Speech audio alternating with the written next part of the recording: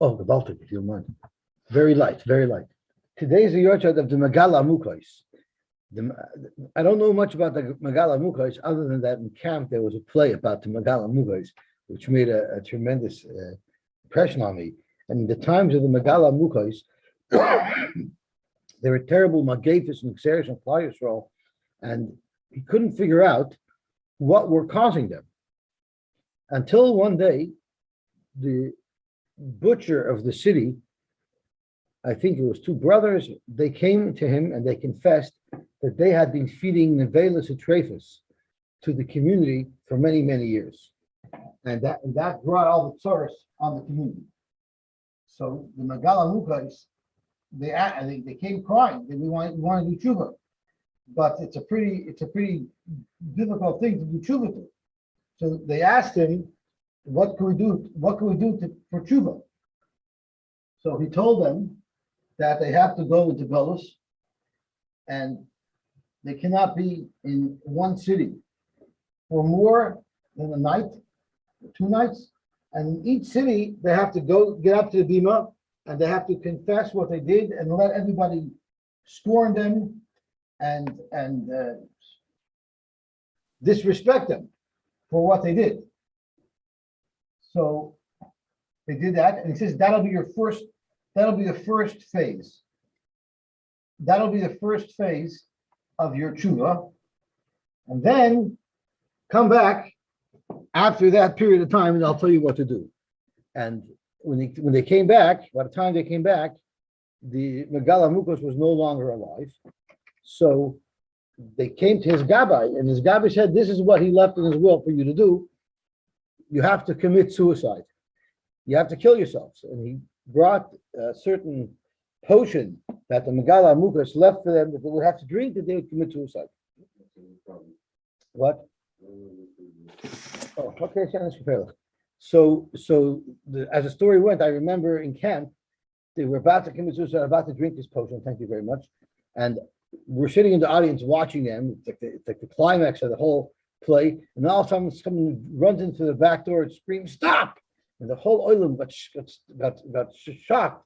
And we look around, and a guy walks up the alley and says, "Stop! I have a tzivui from the Megilla Mukos that the fact that you were willing to do that shows that your mom is doing tshuva 100%, and you have a full kapara." That was the story. Were you in camp that year? With Armo came in from the back door and screamed, "Stop!" The whole freaked out. It was unbelievable.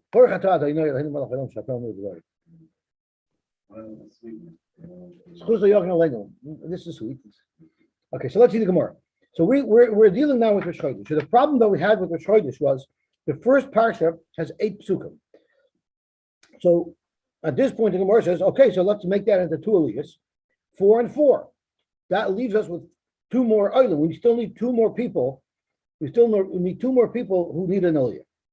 The problem is the next parsha, the parsha of Shabbos, has only 2 psukim, and the parsha of Rosh Chodesh after that has 5 psukim.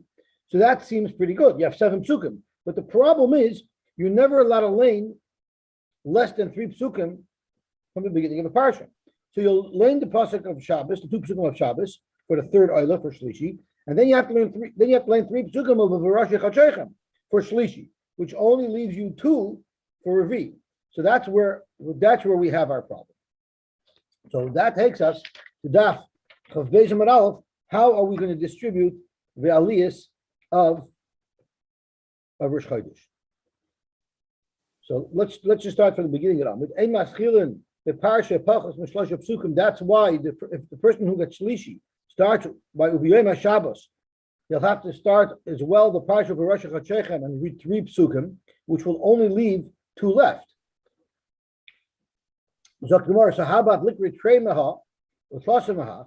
So if you read the 2 psukim of ubiyom Shabbos and the 3 first psukim of the parsha of V'rashei Chachechem, pashulu trei, there'll only be 2 left, which will not be enough psukim for the Revi. So this is our problem. So Omaloi, he answered him. Let's just see who was the conversation in between. The conversation was between Boimne Ula bar Rav Meirova. So Rava answered back, Zulay Shamati, I never heard someone directly discuss the aliyahs of Rosh Chodesh, but Kayoyta Shamati, I heard a similar situation that also you have a case where you don't have enough psukim and how you stretch the psukim to make them more. And we learned this Gemara quite recently when we were discussing the Maimados and the different kriya, the different laning that they do on the day of the Maimados. And we said that B'Yom HaRishon, the first day of the week on Sunday, the people of the Maimid laned Bereshis, Vahirakia. They laned the first two parshas of Bereshis, which is Bereshis and the Vahirakia. But Tanya, and we learned about these psukim, that Bereshis is Bishnayim. Bereshis has enough psukim to give two aliyahs with, and Yirakia was Be'echad. And the parsha of Yirakia, there's only one aliyah. Va'avinaba, and the Gemara challenged, how could you make two aliyahs out of the first parsha of Bereshis? Bishlemi Yirakia Be'echad, the plus of psuka hava. Yirakia has three psukim, it's enough to accommodate one aliyah. Ela Bereshis, Bishnayim, Chamishi psuka hava. There's only 5 psukim in that first parsha of Bereshis. And in order to have 2 olim with 3 psukim each, you need 6. So how could you have 2 aliyahs in Bereshis? The Itmar Allah, and what was the solution we had? We actually had 2 proposals for a solution. Rav Omer Doilet. Rav said the first oilah gets the first 3 psukim. The second oilah goes back 1 pasuk, repeats the 3rd pasuk, and also reach 3 psukim. That was Rav's Eitzah. So that could work equally good by Rosh Chodesh, which is exactly what we do. Right? V'amayt Alehem Za'isha is repeated for the second aliyah. So that was the solution there. So that's why Rav said, I didn't hear someone directly addressing Rosh Chodesh, but this is a similar situation that we could apply to Rosh Chodesh as well. And Shmuel said, no, you split the middle pasuk in half. So now we're going to review that sugya a little bit. But whatever it is, we found now a solution. If you only have 5 psukim and you need 2 aliyahs, how you deal with it? You either repeat the 3rd pasuk or you split the 3rd pasuk in half. Rav Amar Doilik. Rav says you repeat the 3rd pasuk. My time Eloi Amar pasuk. Why not just split the 3rd pasuk in half? Any separation in the pasuk that wasn't given over to us from Moshe that way, we can't willy-nilly decide to split a pasuk in half. No, we do split it in half, even though Moshe Rabbeinu didn't. In fact, the Gemara, Reb Chananya, the famous Balkar, who's a baki in the psukim, he said, I had a lot of problems convincing Reb Chanina Gadol to let me split psukim in half. He only allowed me to do it when I was teaching Chumash to young children who could not possibly absorb a full pasuk at once. So there he let me split psukim and teach half a pasuk at a time. Because we have to teach. So in order to be able to teach it properly, he made a special exception. But he's very, very hesitant or against me splitting psukim now. So how could Shmuel do that?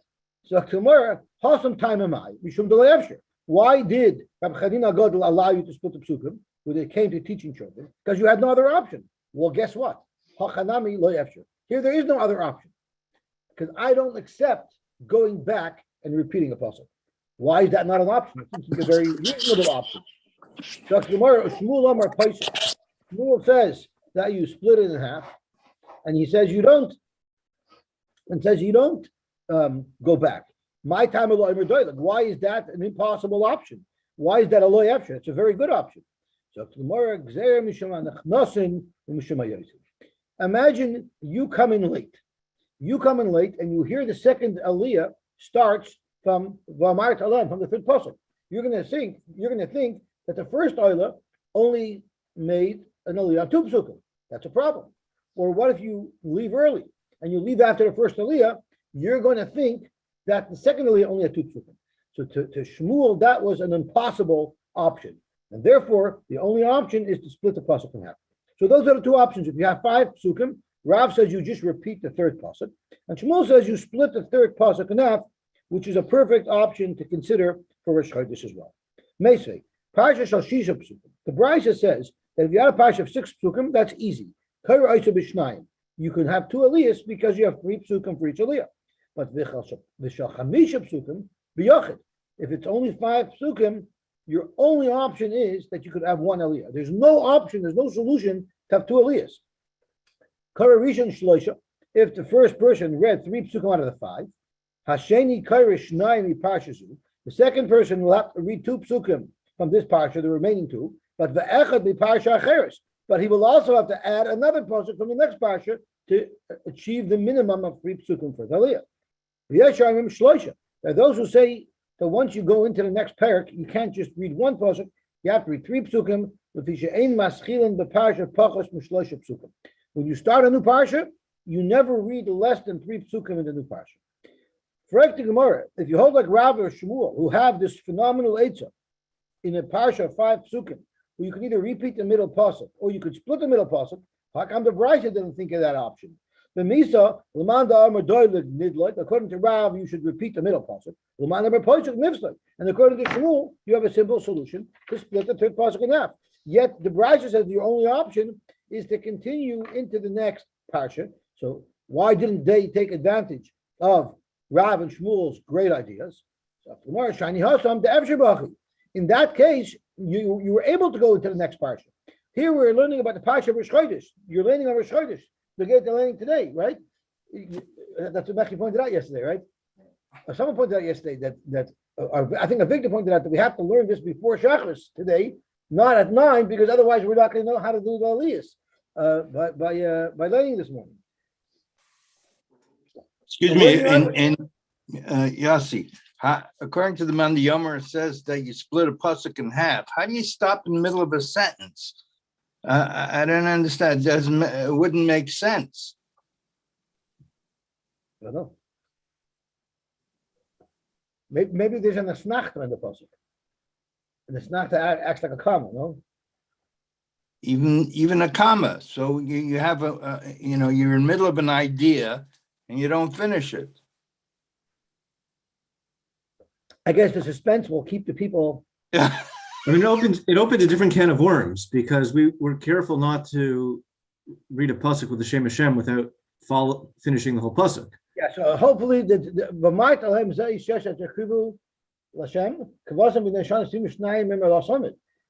on that pasuk, there's Hashem's name in it. So according to Rav, that it's doilik, it's not such a problem. But according to Shmuel, exactly how do you do that? How do you say a half a pasuk with Hashem's name in it? That's a very good ara. That's a very good ara. That's right. I don't know. So Zok the Gemara, shiny house on the Ebshabachi. If you're stam laning, so you're laying a couple of extra psukim. But here is the parsha of Rosh Chodesh. You can't mix in the next parsha. It's not relevant. Like we had this for earlier. When you're learning about a specific Indian, it's not an option just to add psukim from another parsha. Amar Tarach from Amar B'Shum Levi, halacha ki yesharmim. The halacha is like the yesharmim that whenever you start a new parsha, you have to lay at least 3 psukim in the new parsha. Amar Tarach from Amar B'Shum Levi, kishem she'ein maschilin beparsha pachas Megilla psukim. The same way, like when you start a new parsha, you shouldn't stop within 3 psukim of the beginning of the parsha. And this doesn't mean like a parsha like we have Shmosh Veraboy. It means whenever those samachs and pays in the Sefer Torah, kach ein meshayin the parsha pachas b'shlosh psukim. You're not allowed to finish an aliyah within 3 psukim of the end of a parsha. Shita affecting more. Now, what is the reason for it? What's the reason why you can't do it? The reason why you shouldn't finish in a parsha less than 3 psukim is because someone might think that it's enough to have 2 psukim for an aliyah. And if you stop within 2 psukim of the end, someone who leaves at the end of that aliyah will think the next aliyah will only be 2 psukim. That's why the Gabbai always asks Rabbi Lowy where he should stop for Achlei. It's precisely because of these. Precisely, really, the Gabbai can easily cheshbon it out by himself, but there's so many obstacles and minds in the minefield of the parsha where there's a pain and a samach and this and that. So that's precisely why the Gabbai always asks Rabbi Noah where it should make that. But not within. I don't think they stop within 3 at the end of the parsha. No, they can't argue the halacha. So Yossi. Yes. Yossi. Good morning. Oh, good morning, Dr. Goldberg. Yes. Oh, Initially, the parshot were not done once a year. they extended over reading the Sefer Torah extended over longer periods of time. Right. So in terms of the ends of the parshot, it's really not necessarily the same as we're talking about right now in the Gemara. So in terms of breaking up things and adding things, it really was sort of a different But the parsha different order. We lay in each parsha. That's not what our Gemara is talking about. Our Gemara is talking about literally every paragraph in the Torah, because every paragraph in the Torah has pays and samachs that separate them. Right. Not necessarily what we call a full parsha. So also in terms of psukim, we in essence break them up. So can there be in essence some alteration of where you would in fact make a break in an individual pasuk?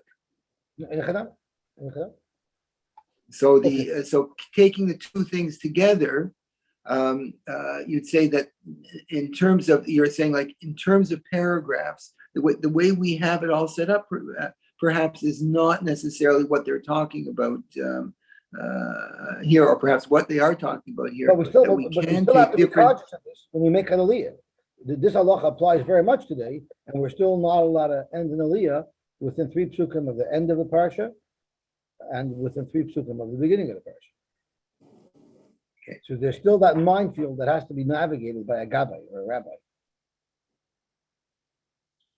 So the Gemara says over here that Rabbi ben Levi said, "Kishem shein maschilim b'parsha pachas b'gimel psukim, kach ein meshayim b'parsha pachas b'shlosh psukim." Effectively, what is the great chiddush of Rabbi ben Levi? Shita. Why is Rabbi ben Levi, who's an Amoyer, telling us a great chiddush over here? Hashta. Umayas chalta. Madach at the beginning of the parsha, where we have a machlokes between the Tanakama,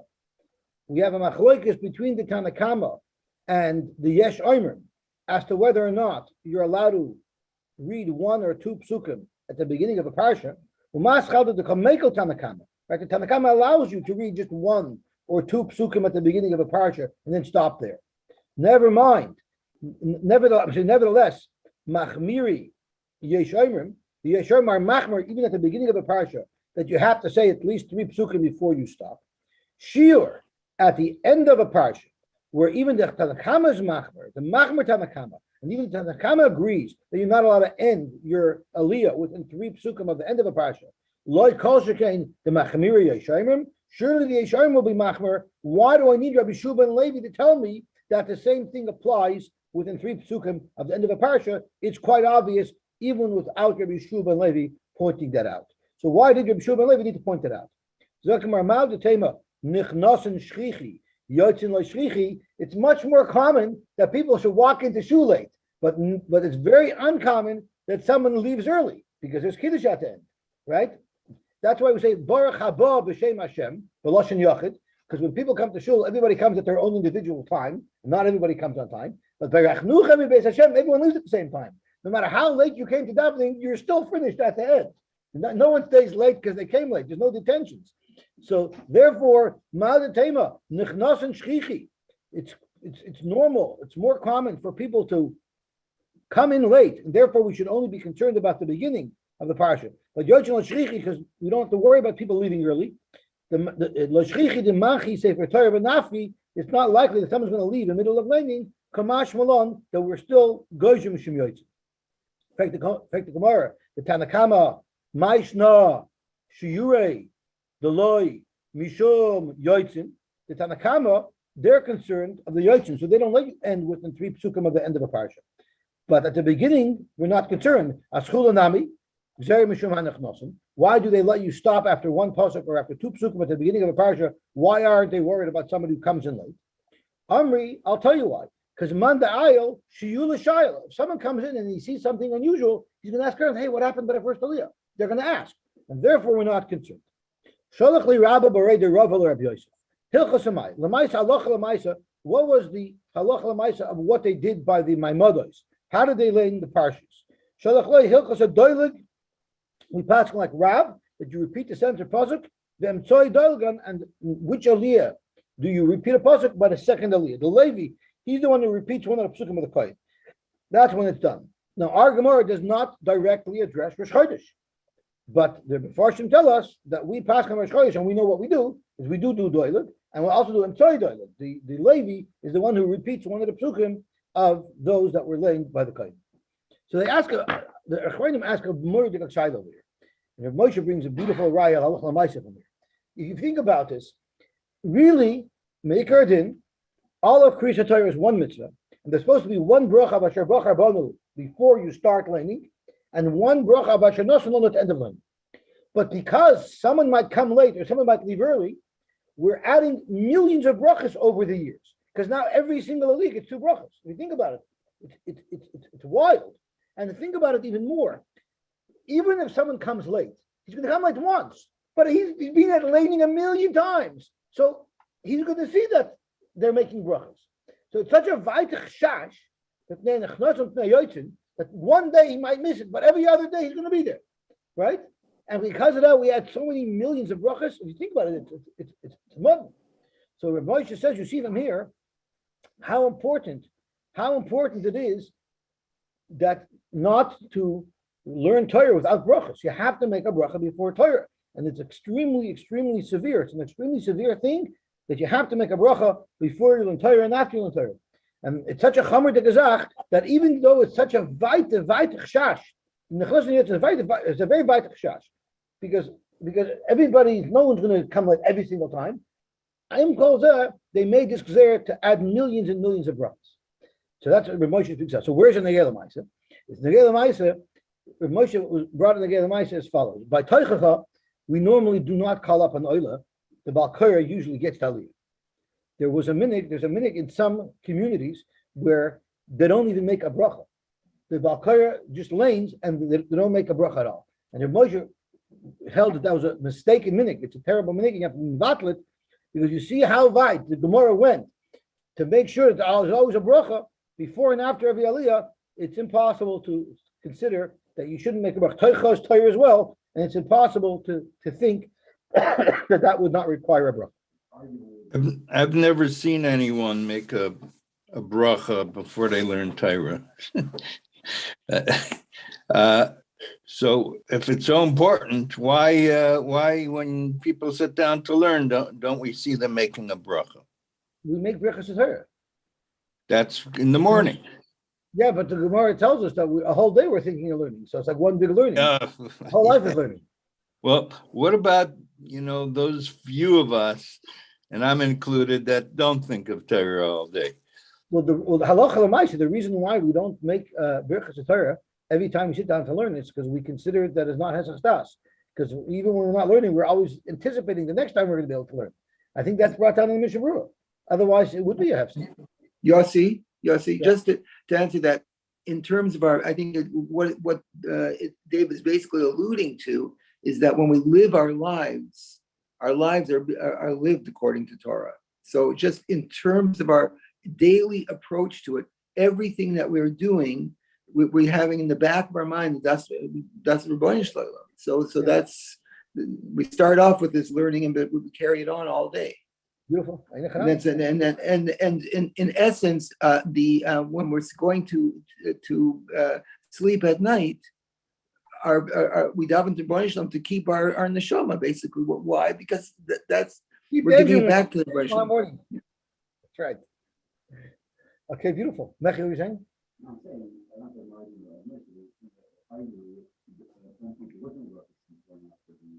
Right. No, yeah. So when there's musaf, we said you add an extra aliyah, 4 aliyahs, and if it's a yom tov, it's 5 aliyahs, and Yom Kippur 6, and Shabbos is 7. Iboilu. Tanis Tzibur. The Tanis Tzibur is somewhere here in the middle, because there's no tefillas musaf, but there are extra tefillas. We say on name. So on the Tanis Tzibur, will there be 3 aliyahs, or will there be 4 aliyahs? Iboilu. Tanis Tzibur bekama. Now we know the answer already, but so we won't be in such suspense. But now we'll see the process of how they came to that conclusion. Rosh Chodesh u'Moed the carbon musaf arba. Rosh Chodesh and Chol Hamoed, there's actually a tefillas musaf, a carbon musaf. There's 4 aliyahs. Aval hacha, but on the Tanis Tzibur, the lack of carbon musaf, there's no carbon musaf brought on a tinus, loy. So therefore, you only make 3 aliyahs. Because you're adding a nenu into the tefillah, and maybe that's enough to add a 4th aliyah. Tashma. This is our Mishnah. Now, what's very obviously not in this list is Tainis Tibur. Tainis Tibur Gimel. So you have a raya that Tainis Tibur is only 3 aliyahs. Look at the first half of our Mishnah. Once again, there's a glaring omission. Hatainis Tibur Arba, which would indicate that maybe by a Tainis Tibur there's 4 aliyahs. Ella, since we have conflicting mashmoisin from the ratio of the Mishnah to the Sefer of the Mishnah, we can't bring any raya from our Mishnah. So let's look elsewhere. Tashma, the Rav equal a bubble with Tainis Tibur. Rav showed up in bubble in the Tainis Tibur. And everybody asks, didn't we just learn in Tainis that there is no Tainis Tibur in bubble because bubble always had plenty of rain? So the Gemara, the Mepharshim answer that in fact there were Tainis Tiburs in bubble, but they weren't the high level Tanaisim. They were the low level Tanaisim. Because Okam Kurabasifra, so the Rav got an aliyah. Pasach Brich, when he got his aliyah, he made the Asher Bachar Banu, but Chasam, when he finished laning, V'loi Brich, he didn't say Asher Nosam Lo Notaris Emes. That was the first thing that he did unusual. The second thing that he did unusual is Nofel Kula Alma Ampai. Everybody did Tachanun, Rav V'loi Nofel Alapay, and Rav didn't fall down for Tachanun. So you might want to ask, I don't understand, isn't Tachanun before laning? Right? Teretz says it was by Mincha, where laning was before Tachanun. That's what the Mepharshim tell us. Michti, Rav be Yisrael Kara. Rav was a Yisrael. He wasn't a Kohen. He wasn't a Levi. So he got the 3rd aliyah. He got the last aliyah. My time, a Chosam v'lei Baruch. If he got the last aliyah, why would he not have made the bracha of Asher Nosan Lam? Lav mishum deboy lemikri achrina basrei. It must be because there was a revi. Why didn't he make the bracha Asher Nosan Lam? Because there must have been a revi. So you have proof that in the time of Sibur you make a revi. So who said that Rav got Shlishi? Who said Rav got Yisrael? Rav the Kahani Kara. Rav got Kohen. Rav was not a Kohen? No problem. Rav could have been a Bim Kohen Kohen. So Rav Huna Kara Kahani. Rav Huna, even though he wasn't a Kohen. It's a very good catch. It's a very good catch. I'm happy you asked. Moti's on the ball. Moti's asking me if he got Shlishi, why did he make the first bracha for? Right? So Zaktimar Loi, Rav Kara Kahani. Now it makes sense why he made the first bracha. Rav got the first aliyah. Rav Huna Kari V'Kani, because Rav Huna also used to get coin, even though he wasn't the coin, because he was the most choshev yid. The Gemara tells us. Rav Huna Kari V'Kani, Dafilu Rab Ami Rab Asi the Kahani, Chashivi the Ara the Yisrael, make of Kaifu Leila Rav Huna. Rav Huna got coin. You know why? Because even Rab Ami and Rab Asi, who were the most choshev Kahanim in all of Eretz Yisrael, they were underneath Rav Huna and Chashivas. So since he was so choshev, he was able to get it ali instead of a kohen. Ela Rav wasn't the top guy.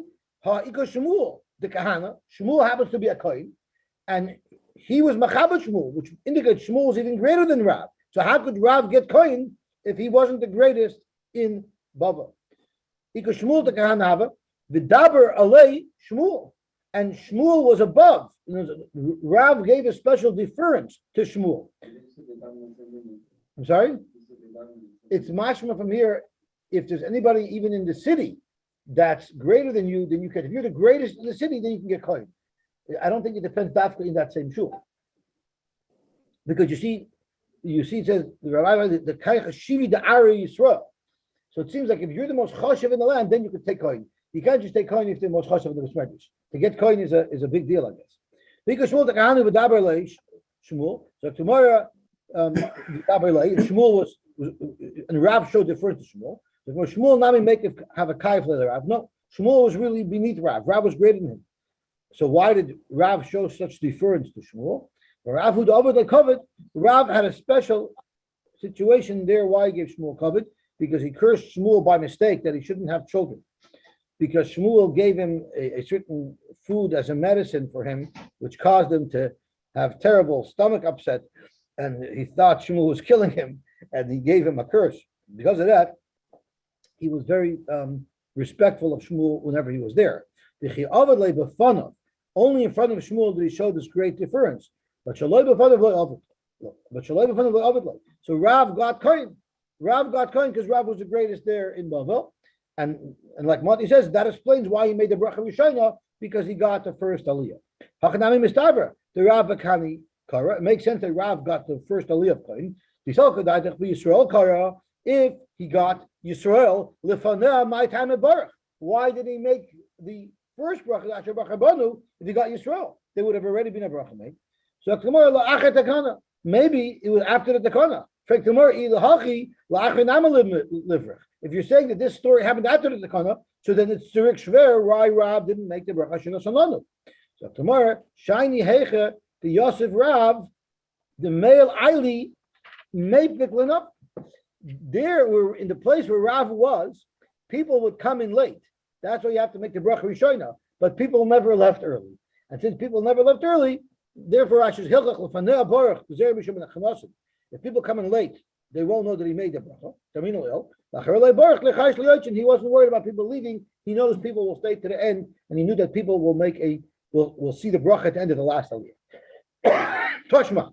So we're still unknown. We still don't have a raya on Rosh Chodesh, whether there are 4 aliyahs or are there 3 aliyahs. Zaklal. We also have something mysterious. Why Rav didn't fall Tachanam on the Tanya Sibur. The Gemara is going to get back to that. Tashma Zaklal. If you lengthen the tefillah, it's going to cause problems because the people won't be able to get work on time. To go in Tanya Sibur with Tisha B'Av, like Tanya Sibur and Tisha B'Av, where if you spend too much time, you're going to cause problems. Rashi going Tanya Sibur Shemutar b'Malacha, Roiv Tanya Sibur Mutar b'Malacha. Most Tanyas you're allowed to Malacha. Chutz Mishal Yishamim and Tzoyim V'Achronim, except for the serious Tainesim that are for Geshamim, and Tisha B'Av Nami Mutar b'Malacha, El b'Makom Shenahag, which Mutar besides in the places where they like not to. So therefore, you can't schlep out davening too long. Therefore, current Gimel, you only make 3 aliyahs. Which ain't by Bittul Malacha. If it's a day where there's no problem of Bittul Malacha, Kogain Rosh Chodeshim. Now, why is there no Bittul Malacha by Rosh Chodesh? Rashi says, "Ain't by Bittul Malacha kol kach she'ein hanoshim oises malacha ben," because women don't do malacha. I guess it's in the society where the women are the breadwinners. So malacha is no problem because you don't have to get home to babysit. You have time. You don't have to get home to babysit because women aren't working anyway. And the chayla shemoy, which you are allowed to do a malacha of a dover of it, karin dalit. So there's not so much. The people don't work. People don't work so much. So therefore, they can afford to stay in shul a little bit longer. But when you see over here black and white, you see black and white that a tiny Sibur only has 3 aliyahs. So now we have our answer. Shemami no that a tiny Sibur only has 3 aliyahs. You have a Meforshah Bryce. Amar Bashi. We learn differently because we learned Zaklal. Kol yoyim sheyesh by Musaf be'ena Yom Tov. Any day that has Musaf and not Yom Tov, Karin Arba. You do 4 aliyahs. Lasuyimai. What is this extra klal at the end of the Mishnah? It must be telling us something that wasn't explicitly listed in the Mishnah. My love, lasui tainis tibur v'Tisha B'Av. Maybe the exact klal at the end of our Mishnah is coming to add that a tainis tibur and Tisha B'Av as well has 4 aliyahs and not 3 aliyahs like we're saying now. Zok Gemara, ulu Reb Ashi masnisin mani. According to Reb Ashi, who is our Mishnah going to be going like? So Reb Ashi says, v'anan like nanachi. So Reb Ashi is asking a kasha from our Mishnah, which our Mishnah seems to indicate that on a tainis tibur you would have 4 aliyahs. But according to Rashi, there'll be a greater problem with our Mishnah because our Mishnah will not have anybody to be its author. Loi Tanakama, v'lo Rabbi Yossi. It's not going to be consistent with the Tanakama that we're about to quote, nor will it be consistent with Rabbi Yossi that we're about to quote. The Tanya. What if the Tainis was on a Monday or a Thursday where anyway there's a Kriya of 3 aliyahs, Kurd Gimel Umafter Echad. But the Shlisha Reverie, but if a tainis tibur fell out on any day of the week other than a day where we lane anyway, Kaira Echad, it's only 1 aliyah, Umafter Echad. So that's the Tanakama. So according to the Tanakama, for sure our Mishnah doesn't stem because our Mishnah is talking about 4 aliyahs, you want to say. And here, at most, is 3 aliyahs, maybe even only 1 aliyah. You have 1 aliyah. It's 1 aliyah. So on the tainis tibur, if it's not on a Monday or Thursday, it'll just be 1 aliyah, and he'll say that there. It will be 1 oilah for the whole thing. According to the Tanakam of this brisa, obviously we don't pass on it. Okay, and Rabbi Yossi Omer la oilam karin gimel after echad. So you have 2 shitas, either 1 aliyah on the tainis tibur or 3, but nobody says 4, and you want to say that our Mishnah says that on the tainis tibur there's 4. There's no Tana that says that. But Lakasha, Zak, Velakasha Zakla. So what is the Zakla? So Zak Gemara, Zakla Loila Sirish Chodesh Umayid. Velakasha Zakla. It's to be sure Zakla, because our mission does seems to say that Zakla is adding additional days. Loila Sirish Chodesh. I'm sorry, Velakasha Zakla, because Ashi wanted to say that Zakla includes the Tanis Sibur, that a Tanis Sibur as well gets 4 aliyahs. And what are you going to do with those words of Zaklal? Maybe the Zaklal in our Mishnah is only coming to include Rosh Chodesh and Moed. In fact, I don't need Zaklal in our Mishnah to add Rosh Chodesh and Moed, because those are black and white listed in the Mishnah. So why would you have a Zaklal repeating the exact same information that the Mishnah already said explicitly? So Gemara is Simna ba'alma yoy. It's just giving you another reminder to remind you of the halacha. We just want to drill it into your head again. That don't think Yom Tov and Chalamoid are the same, which means that on Chalamoid you should do 5 aliyahs. Rather on Chalamoid there's only 4 aliyahs. And in the Koit Hai Klol B'Yotchem, just keep this in mind. That called the Tafile Milsa Mechavrei Tafile Gavra Yisera. As the kedusha of the Yom Tov builds up, that adds an extra aliyah. Hilchach. B'Rosh Chodesh Umayid carbon musaf karin arba. On Rosh Chodesh Umayid there's 4 aliyahs, and that's what the Zaklal is reminding us of. The Yom Tov Dasar B'Sis Malacha will be Chamisha, and B'Yom Kippurim Damish Karis will be Shisha, and Shabbos Dikasher Skila is Shiva. Beautiful. So now we have to understand why Rav did not say Tafel. Gufa. Rav Dikol Babo B'Tayin Sibur Kam Kar B'Sifra Pasach Baruch Chasam V'Lei Baruch. And we already said why, either because he got kohen, or he didn't get kohen, but in his city, they didn't have, the people only came late, but no one left early. And now, Nofel, Kula Ama Ampayu, everyone went on their faces for Tachanim, but Rav Eloi Nofel al Alpay, and Rav didn't fall for Tachanim. Correct, my time at Rav Eloi Nofel al Alpay. Why wouldn't Rav fall on the floor for Tachanim? Zakt Gemara, because Ritzba Shalavanim Hosa, the floor was made of stone. With Tanya we learned, Veven Maskas Loisitnu Ba'artzachem L'Shtacha V'Yisoleh. Allah Yatem L'Shtacha Ba'artzachem. Not allowed to bow down on stone in any other place. In the Beis Hamikdash, they bow down on stones to the Ronishloim. But everywhere else, you're not allowed to bow down. And that is the reason why the Aguda uses so many paper towels over a Shon Yom Kippur, because you're not allowed to bow down. It's not to keep your pants from getting dirty, because it doesn't keep your pants from getting dirty. It's because you're not allowed to bow down on the hard surface, and therefore we put something in between us and the ground, and that's why Rav didn't want to bow down. Just like Ula said, the stone floor is a problem. My area Rav. Why only Rav didn't want to bow down on stone? If you're not allowed to, I feel kulanami. So the whole tzibur should not have bowed down on stone, if in fact that's a concern. And Rashi actually even takes it one step further. Rashi says, Lo Asra Torah, where Ula said, Lo Asra Torah, Ritz B'Shal Avanim B'Vad, it doesn't mean you're not allowed to bow down. Rashi says, Lo Asra Torah, Pasuk Zeh, El Shalo Yasu, Ritz Bas Avanim, the Beis HaKnesses, Dug Mishal Mikdash. You're not even allowed to build a Beis HaMedrash with a stone floor. So anyway, so why did everybody else bow and not Rav? So Gemara made the Rav avoid. It wasn't the same surface of floor the whole Beis Medrash. The whole Beis Medrash had carpet, and then by the dais in the front they had a stone area, and that's why Rav couldn't bow down. So let him move over by duchening, right? All the people in the midst of Rav move over so that they're in front of the Kohanim. So why for Tachanim didn't Rav move? So Gemara like boy lemitrach tzibur. He didn't want to be matriach the tzibur, and Rashi tells us if he would walk into the tzibur, everybody would have to stand up for him. He didn't want to cause that tircha. You see the value of tircha the tzibura, that you actually don't do a mitzvah of tachadin of the filas abayim because of tircha the tzibura. The boy sema Rav pishut yadayim verglayim havav. Rav did a very elaborate style of bowing. They didn't mamish bow down, but he literally flattened his body on the floor when he did tachanim, and that's a problem on a stone floor. And for them, they didn't go all the way down, so they were allowed to. Like Ula said, it's only completely flattening yourself on the ground. fact, Gemara, who asked Rav to be such a big tzaddik, and because of that, not do tachanim properly? Let him at least be mekayim the mitzvah of tachanim and not do it so elaborate. So Gemara loy mishani mimin hagi. Rav didn't want to change from his minig that he always did. If this is the way he did tachanim, he didn't want to do tachanim differently this time. Adam chashav shayni. And Adam chashav is not allowed to do Pishu Yadayim V'Raglayim. He's not allowed to bow down. And the reason why he's not allowed to, the Gemara is going to say, is because Rabbi Lazar, unless he's sure that he's going to be answered, he shouldn't do it, because then it's going to be like a galechter. It's a chazay meshigah gemach, and Satam Gunish Kahof, and he worked so hard, he did all this, and Hashem didn't even listen to him. So Rashi Elam Kain Nena Kalam Elam Kain Betuach B'Maiso Shunena B'Tfilas.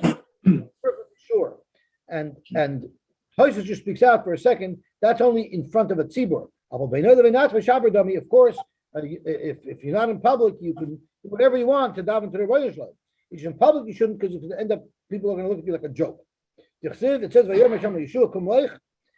the pasuk. If we look at the pasuk inside, it tells us that Hashem told Yeshua not to bow down. Let me see what it is.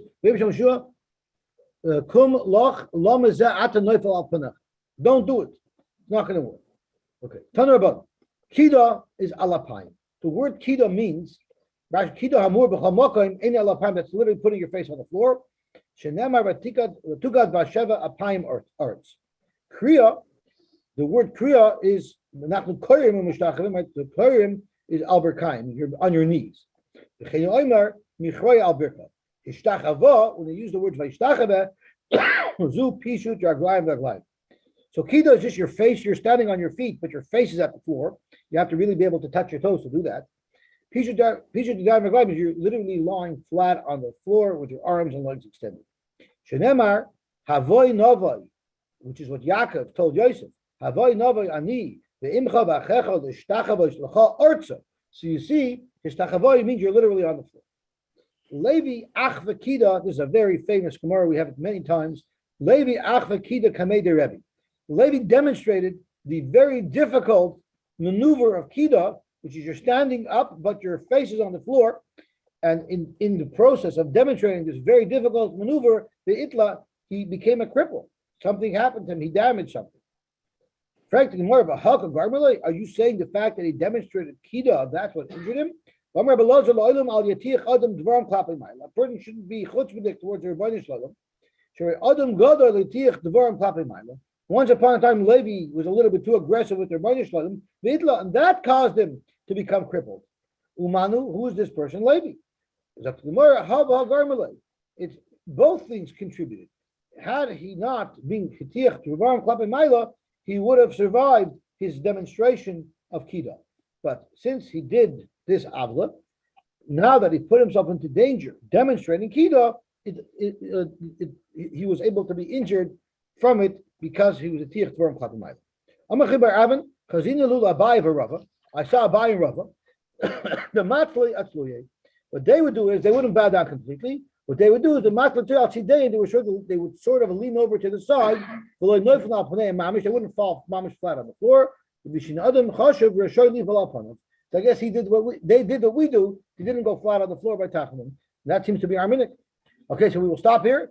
Everyone should have a wonderful, wonderful day. And we should enjoy the laning now that we understand in depth exactly why they separate the parshas those ways. And I suggest to the Gabri and say, I'm royal to be kohen. Give me kohen today, because you see Rav and Rav Huna got kohen. Okay, I'll talk about it.